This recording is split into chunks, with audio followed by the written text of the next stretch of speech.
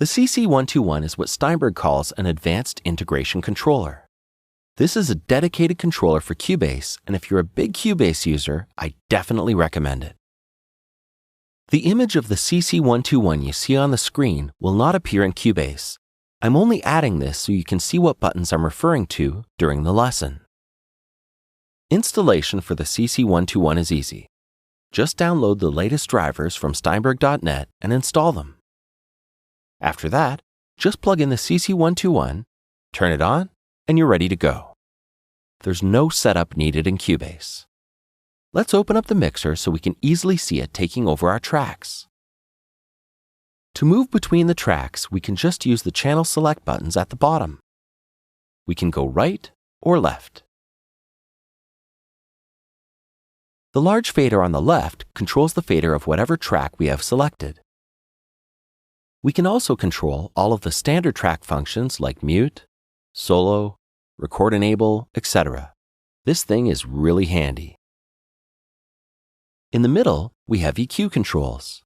We don't have to be viewing the EQ on a track anymore to adjust it.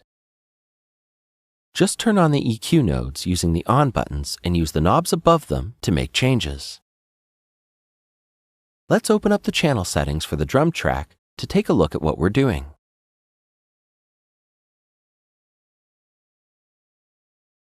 We can click on the letter E or simply click on these two buttons on the CC121 at the same time to open any selected channel. When the EQ type button is on, the gain knob allows us to rotate through the various EQ types. Make sure you watch the video on EQ types from earlier on if you're not sure what all these names mean. There's also a quick EQ bypass button. Below that, we have our transport controls. Now we can easily start and stop playback, or rewind to the beginning, or even activate and deactivate cycles. I love this thing. All of those things are really great, but the section over here on the right is definitely the best part. Let's start with the Advanced Integration knob, or AI knob, on the right. When you hit the jog button, it functions as a standard jog wheel. Neat, but definitely not the best part about it.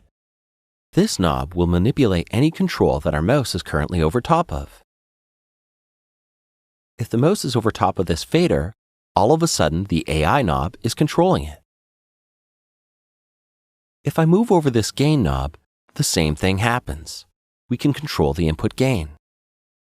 The really cool thing that we can do is lock the AI knob to a control, so we can manipulate it regardless of where the mouse is. For instance, I've got this EQ insert on the track. Let's open it up.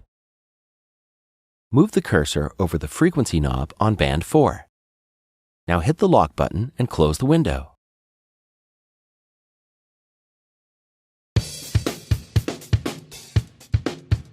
Without even being in the plugin window, we're still controlling the frequency. To unlock the AI knob from the frequency control, just hit the button again.